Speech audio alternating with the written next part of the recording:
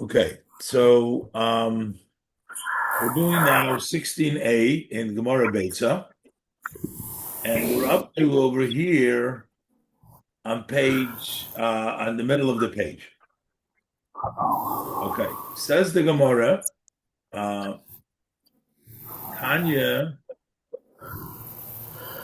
we learned in a Beitzah.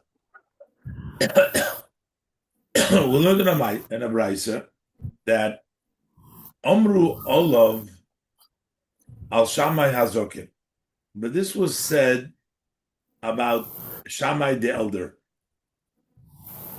Shammai the elder, we always know you have Beis Shammai.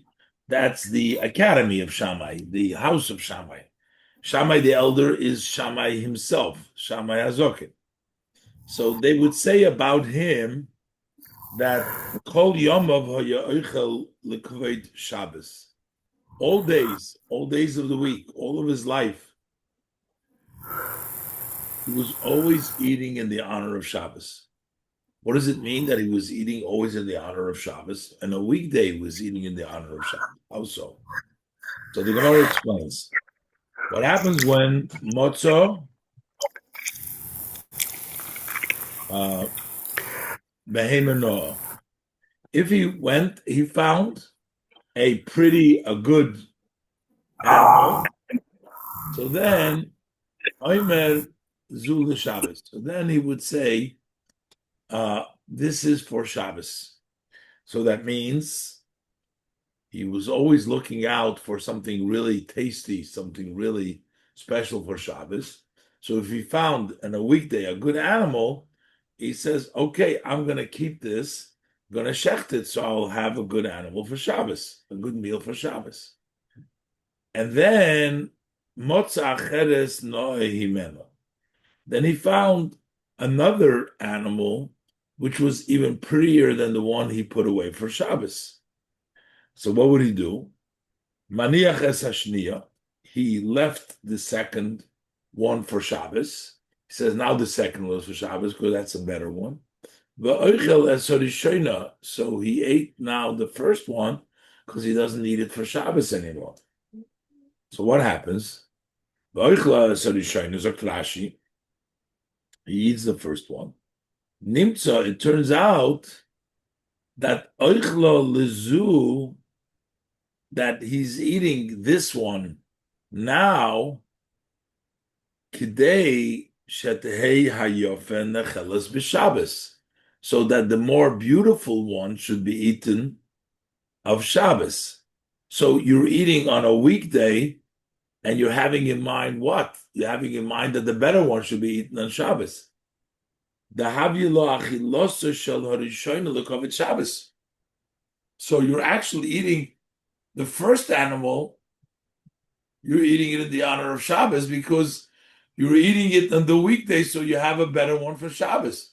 So whenever you're eating, you have Shabbos in mind. That's what it means that Shammai would all his life eat L'Kavod Shabbos. He eats in the weekday. Specifically, he's going to eat the lesser one so that the better one can stay for Shabbos.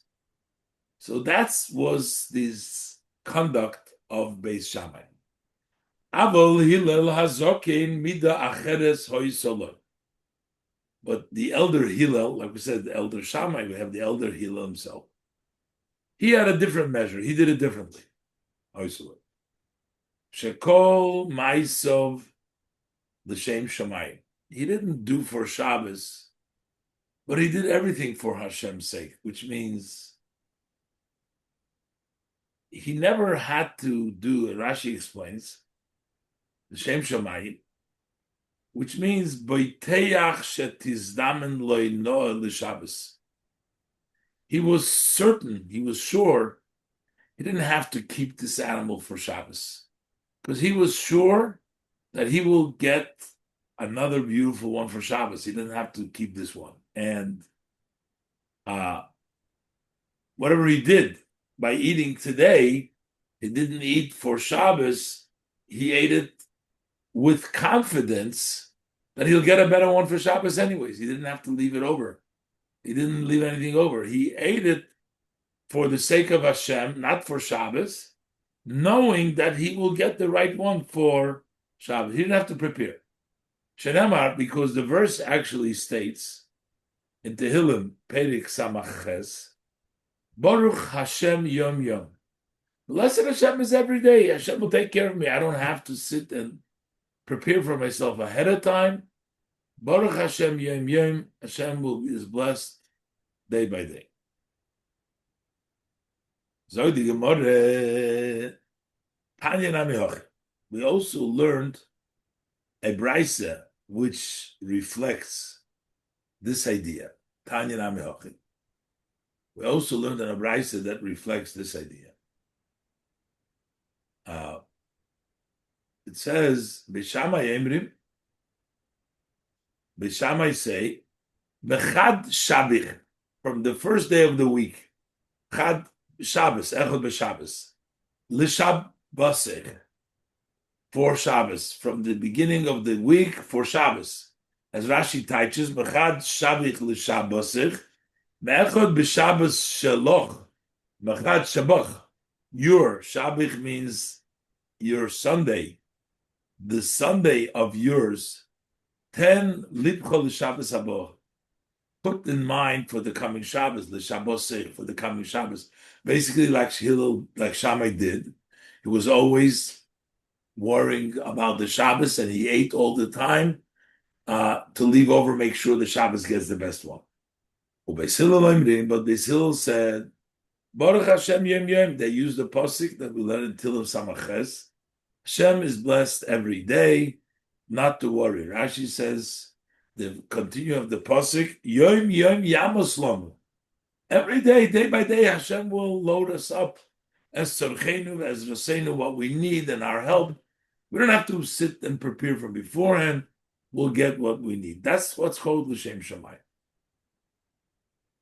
Okay. Zog the Gemara, Amar Chomo Rabbi Chanina. So says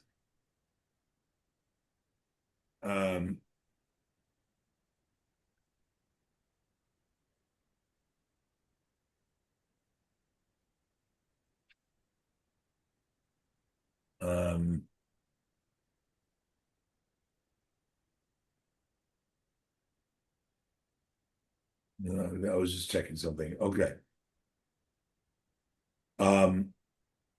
Says Rav Chama Rabbi Chanina, Hanoi said matana l'chaveirei, one who gives a gift to his friend.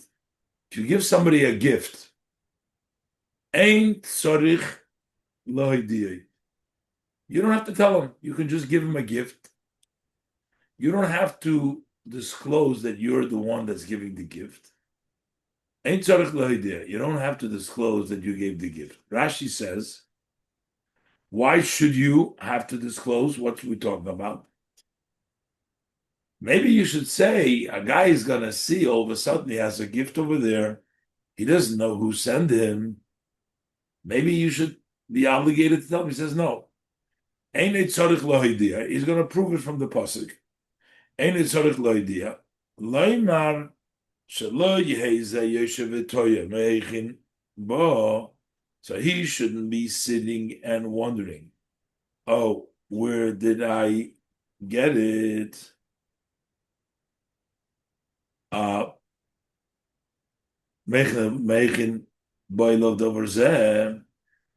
did I get it? You shouldn't be sitting and wondering. Maybe it's our obligation. If you give something to him, tell him that you gave it to him. Where is the evidence for this? So it brings up us Shenema. It says when Moshe came down from the mountain, it says that his face got a shine. The skin of his face was shining.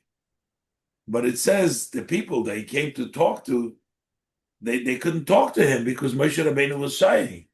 And Moshe didn't realize that, so the pasuk says, Moshe lo yada ki koran oir ponov. Moshe did not know that his face was shining. So, therefore, Zok Rashi, so we see Alma Moshe Alma Nosan LeHaKadosh Baruch Hu Koren Oir Ponov, that the Eibishter gave him, that is the shining of the skin, of the face. He didn't tell him. Otherwise, Moshe Rabbeinu would have known about it. So here the Eibishter gives him a gift, Koren Oir Ponov, and he doesn't tell him. So that's his proof that if you give somebody a gift, you don't have to sit and tell him that he shouldn't be surprised. No. The Gemara says, Misivi. So I'll ask you a question. The Gemara, Misivi.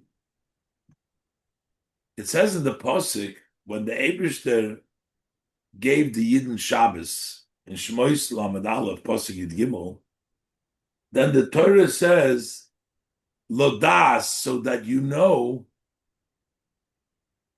Ki ani Hashem mikadishchem, that I, Hashem, sanctify you. What is the context of Rashi? Lodas Ki ani Havai Godmer. The Rashi Reisha Dekro, in the beginning of the Pasuk, it says, Ach es Shabsoise Tishmoiru, keep my Shabbos. And then it says, Umay. So what does it mean, Lodas? So that you know.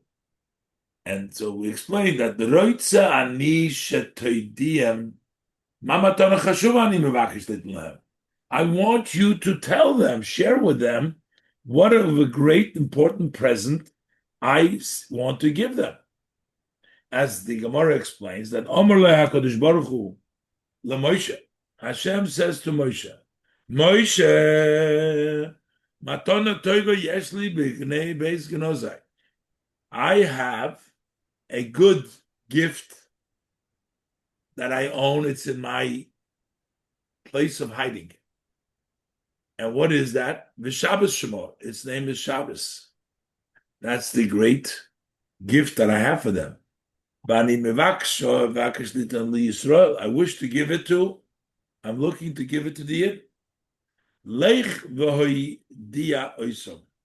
Go ahead and tell them. That's why he's telling them, Lodas Kani Hashem Mikadishchem. They should know that it's me. Tell them what a great present they're giving.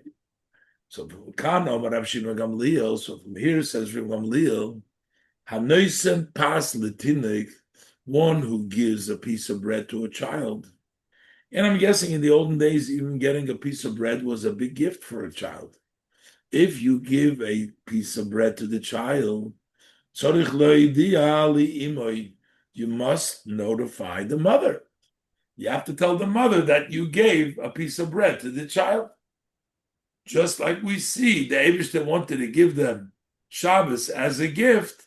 The Eibishter told Moshe, go tell them what a gift I'm giving them.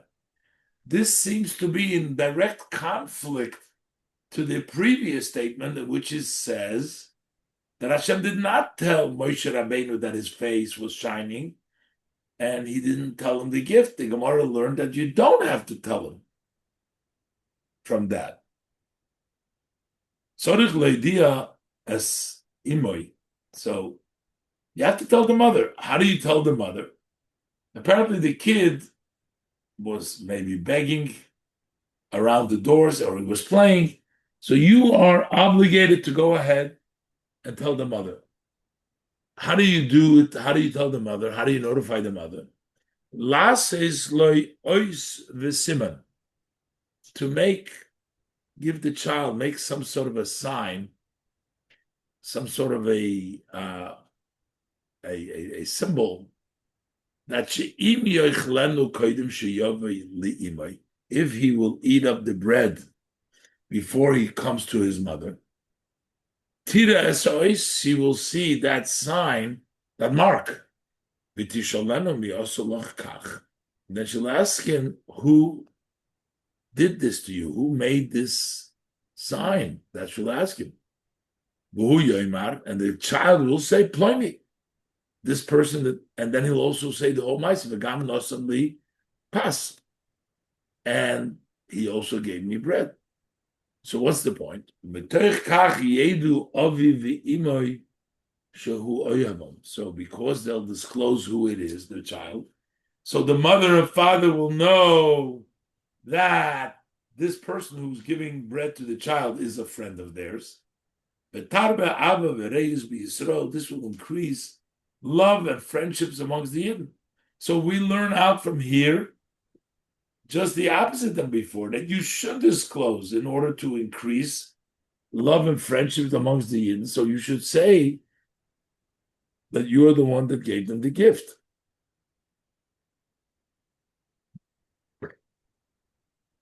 Well, in this case, they might not even know. It's not only they won't know who gave the gift, they might not even know that the child got a gift. The Rashi explains it is that when they're going to see the sign, they're going to ask him, oh, and then he's going to say, oh, he also gave me bread. What is the sign? He might not say that he gave him bread. In this case, they don't even know that he ate the bread. So maybe one can argue in a case like that, the parents should not have to feed him again. But anyways, the Gemara doesn't go in. The question that the Gemara asks is, before we brought down that Hashem did not tell Moshe Rabbeinu, and we learned that you don't have to tell the recipient who gave you the gift. And here we're saying that you do have to tell the mother that you gave the gift. And the Gemara says, Loi Kashya. This is not really a difficulty, because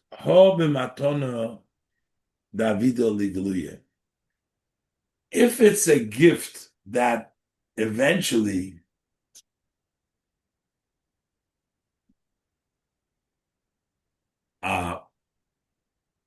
we're actually not talking about telling you who gave it, but just to tell them that there was a gift here. So by the gift of Moshe Rabbeinu's face shining, that gift, Moshe Rabbeinu was going to find out. Moshe Rabbeinu, Hashem did not have to tell Moshe, oh, Moshe, I'm going to make your face shine. Why? Because Moshe was going to find out that his face shines. David Aligluya going koran upon him the Moshe, as the shining the face of Moshe. In the ones who saw, notified him, so then the giver does not need to tell him. The Eibishter didn't have to tell Moshe because Moshe is going to find out that he got it. As opposed to but in the case of the child, the mother may never know that he got a piece of bread. He ate it up before he came to them, and they don't even know it. So in a case where they don't know it,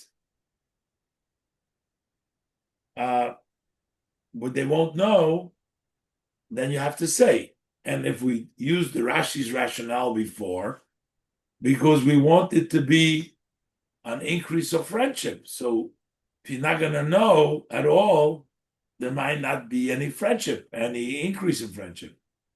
As opposed to where he's going to find out, and he's also going to find out who did it. He knew that Hashem did it for him. So that's going to work.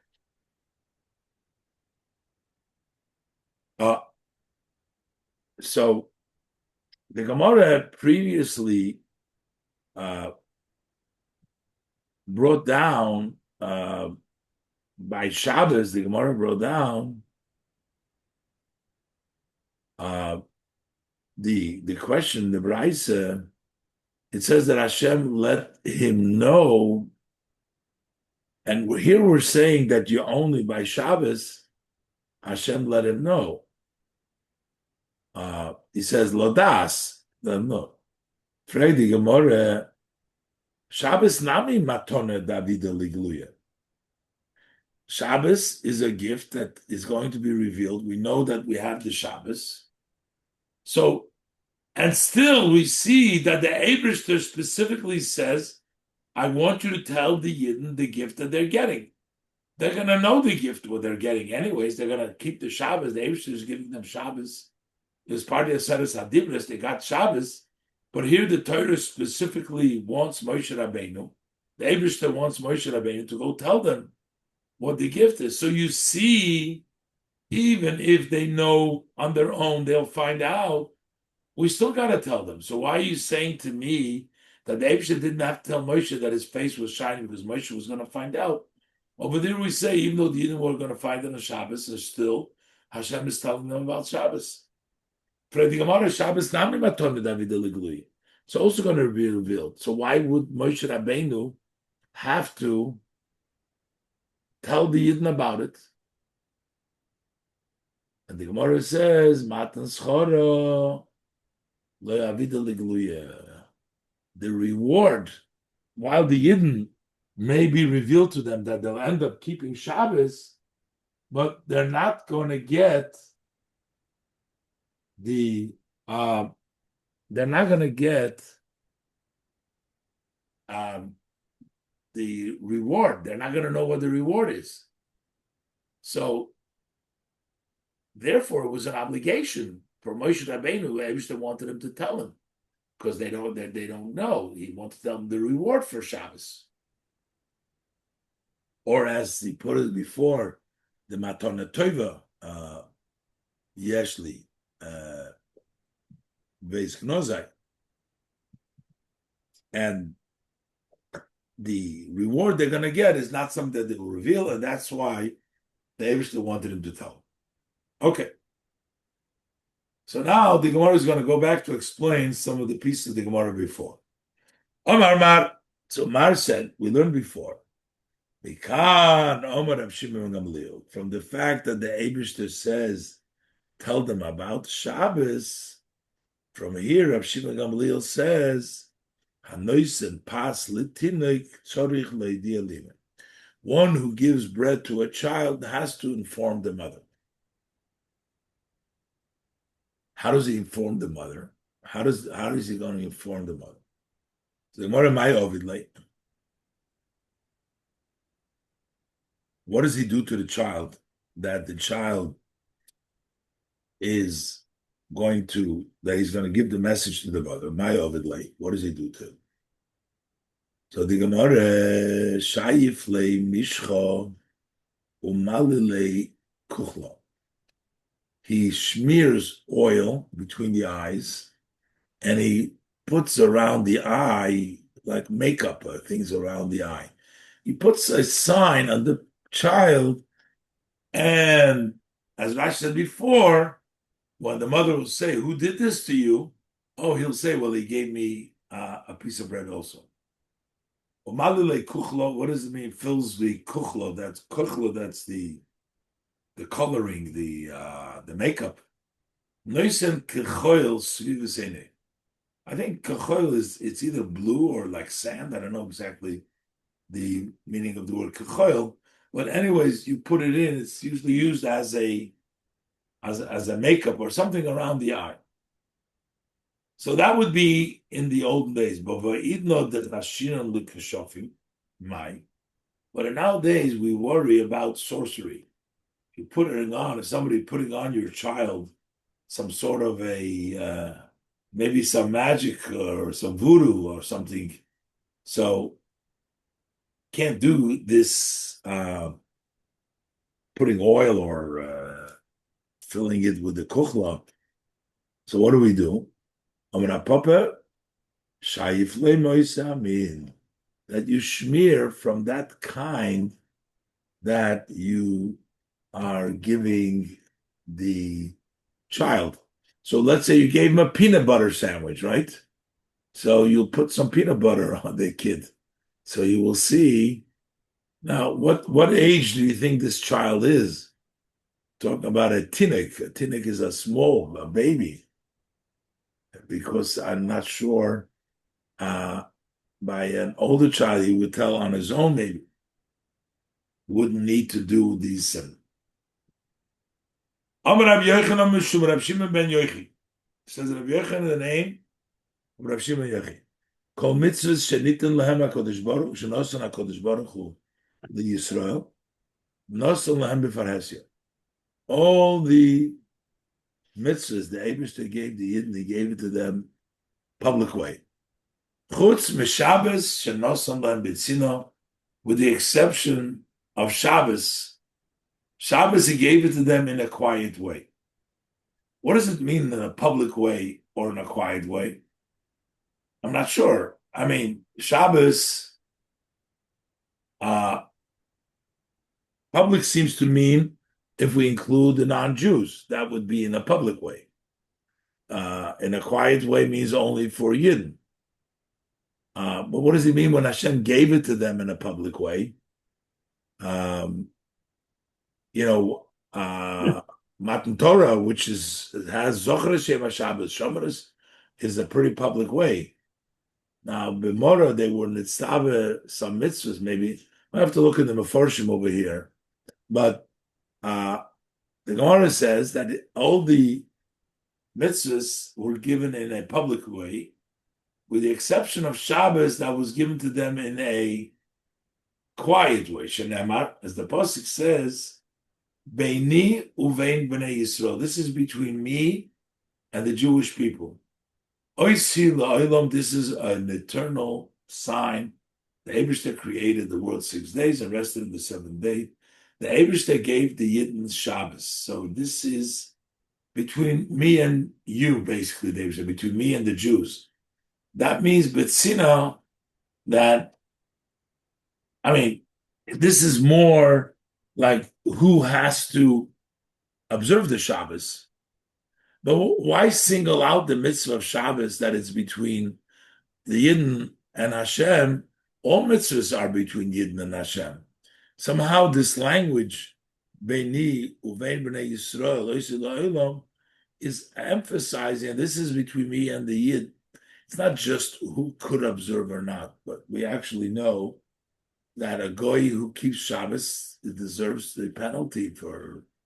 So it has to be Beini uvein b'nei Yisrael, but there's a stronger emphasis. This means that this is something between Hashem and the Jewish people.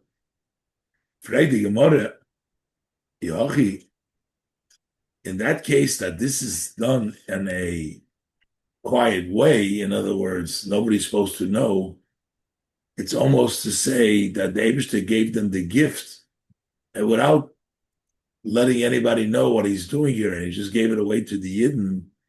So then, if that's the case, so let the Gentiles not be punished. What does it mean, not be punished? Rashi explains.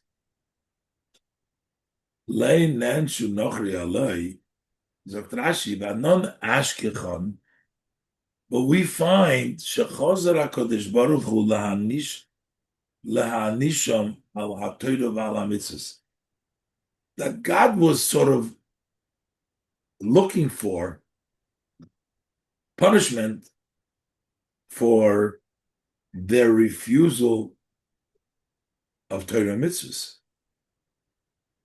The pasuk states, "B'zorach meseir lomoi oifia maharpora." The pasuk talks about in the Zeis HaBrocha, Hashem came from Seir and came from Harpora. These were all the nations, were Esav and all the Oksiva Lokam Temon Bo. So another pasuk says in Habakkuk Yavoi, meaning these are all the goyim. So why would they be punished if Hashem did not tell them about it? But wait a minute, I'm not getting it over here, because over there we're talking about the regular Torah, we're not talking about Shabbos specifically, when it says Mizer. So why is he asking? By Shabbos it says Beini uvein b'nei Yisrael. So maybe that's not, but I guess they didn't even know about it. That means that it was Beini Uvein Bnei Yisrael. It was done hush hush, and they didn't even know about it. And maybe everything is supposed to be included in when Hashem circled around. We got to look at Toshus in the Gemara what the discussion is. But the Gemara asks, why would they be punished for not accepting Shabbos if it was done in a quiet way? They didn't even know about it. And the Gemara answers, Shabbos inu. He did tell them about Shabbos. The guy knew about Shabbos, and they're guilty for not wanting to accept it. He didn't tell them the reward for Shabbos. So, as we're talking about over here, we're saying that when the Eibishter told them it's not just about Shabbos, and that's not known, the reward for Shabbos.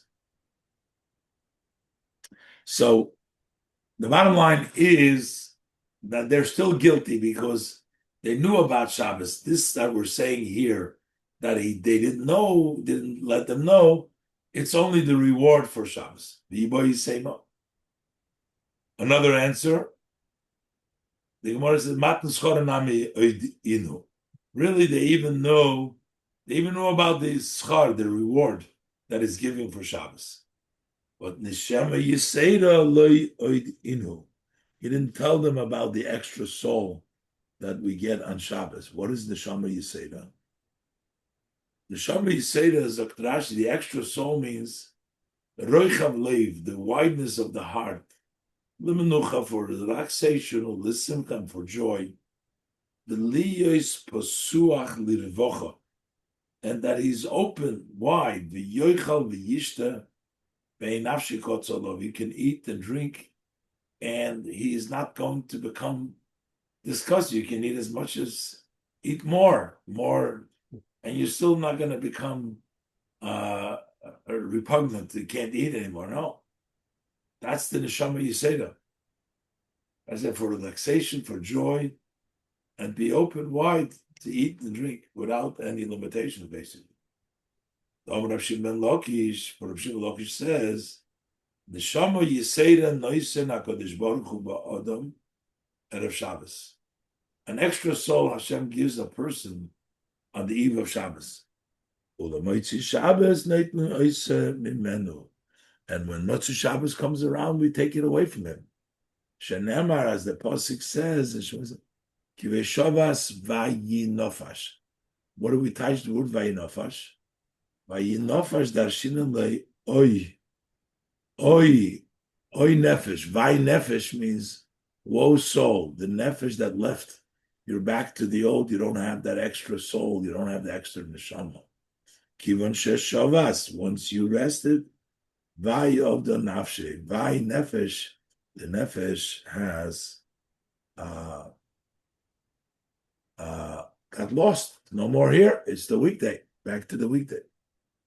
Maybe what it means, it's not that it was a secret, but like if you try to explain to someone, you talk to someone who's not Jewish and try to explain to them Shabbos. I don't drive. I don't turn on TV. We go to shul. We sit with family. We eat. And they get that, but they don't get Shabbos. They can't understand it. It's not that it's a secret, but if you haven't experienced Shabbos, you can't really get it. And maybe that's what it means, that it's a secret. Because yes, they know about it, but they can't understand it really if they're not. So if then you're saying, okay, I buy it. Well, you're saying then that Hashem Beinu Bein Yisrael means that only a Jew really understands it. The guy doesn't really get it. Yeah, it's like Beinu. But here we're saying they're actually getting it, or the Morris answer now, or they're even getting about the reward. And it's just that they don't get the Shabbos. Maybe that's included in what the Gemara is saying, what you're saying.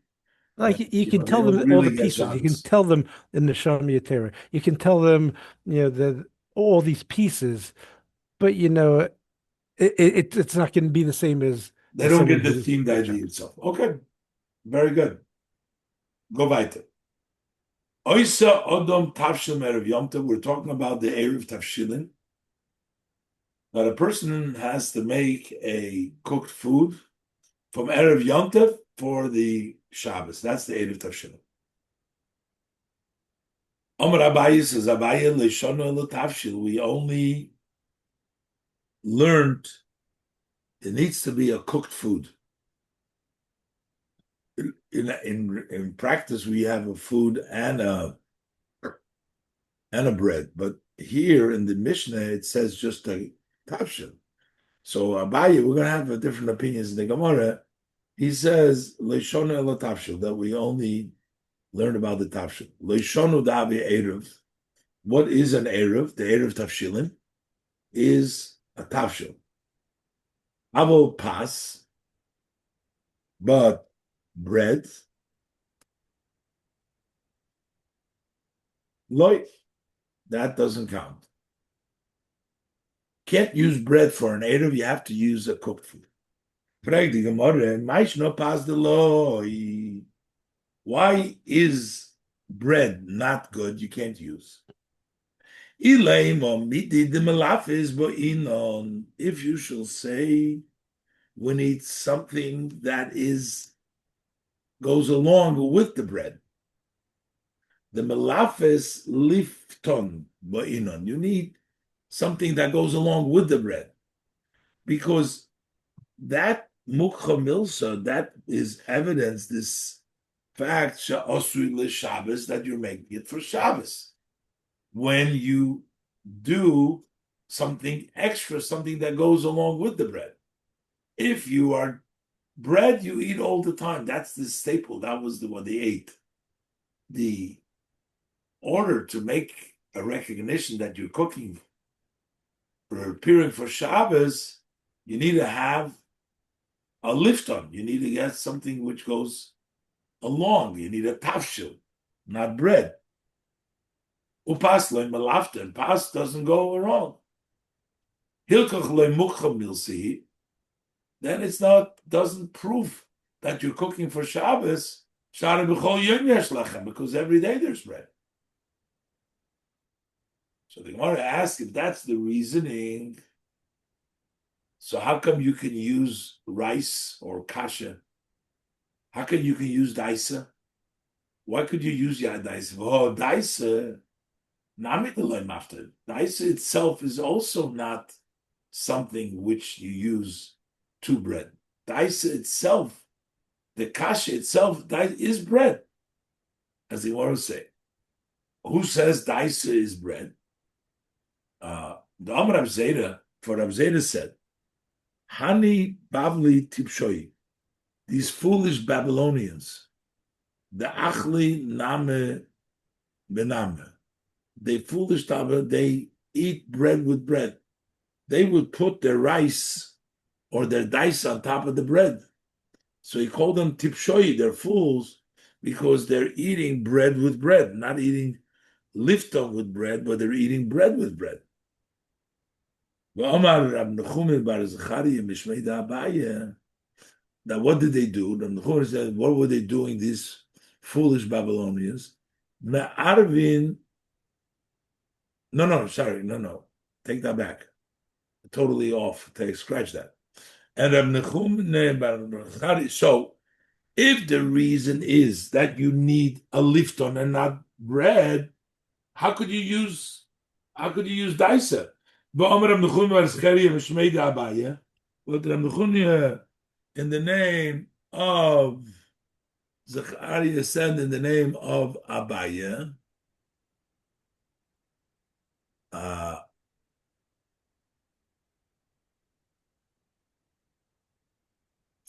so what did he say in the name of Abaye? That me'arvin b'daisa, that you could use. If you need something which is a lifton and the bread is not a lifton, so you can't tell. So how come you can use daisa? And Rabbi Chaim Wolosow, he says very clearly that you can use daisa.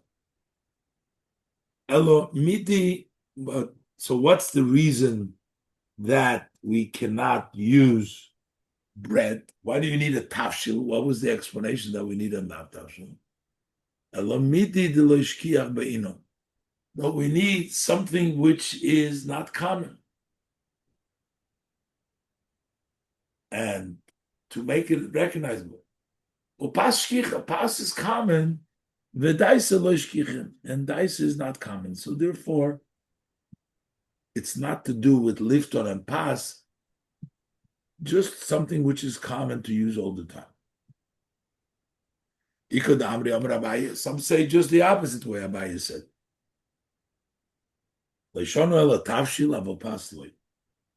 That we only learned that you can't use it, that you can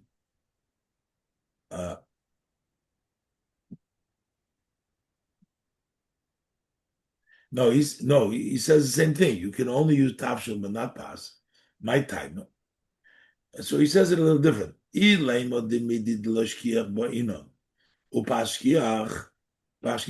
you're going to say you need something which is not common, and bread is common, but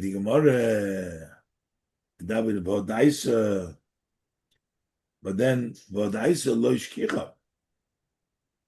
daisa is not shkiach, so why can't we make a so here it's quoted differently, the same statement as before. Before we said Rab Nechuni Charia said ma'arvin b'daisa. Here we say Nechuni Charia said ein ma'arvin b'daisa, that you don't use daisa. But if the reason is because it's not shkiach, why should we not make daisa? Why does Rab Nechuni Charia say not to make? Elomidi de malafis ba'inon, but we need something that goes together with the pas. So we're saying just the opposite, the other way around. You need for the aid of something that goes along with the bread. Upas loy melafso, and pas is not used to bread. The daisa namile melafse, and it's also not used together with bread. A daisa do. Rabbi Zayda said, "Hani babli tipshoyi da'achli name bename." Okay, we're going to leave it over here today, and we're going to be mamshich in Mitzvah Hashem next week. Beitzah Hashem. Everybody have a good night and a good summer, and we'll catch up with you later. Thank you, Rabbi.